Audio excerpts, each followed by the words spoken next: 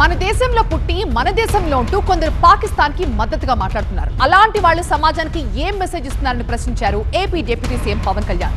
పహల్గాం ఘటనపై కొందరు స్పందిస్తున్న తీరుపై ఏపీ డిప్యూటీ సీఎం పవన్ తీవ్ర ఆగ్రహాన్ని వ్యక్తం చేశారు.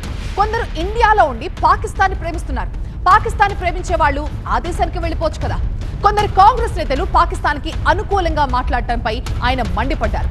సెక్యులరిజం పేరుతో కొందరు సౌత్ కాంగ్రెస్ నేతలు పాక్ కి అనుకూలంగా మాట్లాడుతున్నారంటూ మండిపడ్డారు పవన్ కళ్యాణ్. 26 మంది చనిపోతే మత ప్రాతిపాదికను చంపినా కానీ మన సెక్యులర్ వాదులు, సో కాల్డ్ సూడో సెక్యులరిస్ట్, వాళ్ళు ఏం మాట్లాడుతున్నారు? మతవాడికి చంపలేదంటారు. చనిపోయిన మధుసూదన్ గారి భార్య అందరూ వాళ్ళ అబద్ధాలు చెప్తారు. వాళ్ళు పాకిస్తాన్ని ప్రేమిస్తూ ఉంటారు. వీళ్ళందరూ ఇక్కడ భారతదేశంలో కూర్చొని మీరు పాకిస్తాన్ని ప్రేమిస్తుంటారు. మొన్న కొంతమంది నాయకులు డిబేట్లో మాట్లాడుతుంటే చూస్తున్నాను.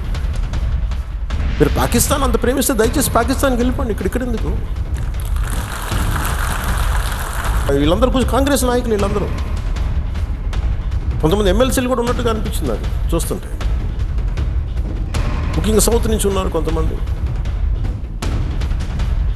సీనియర్ కాంగ్రెస్ నాయకులేం. కాంగ్రెస్లోనే విభేదం ఉంది.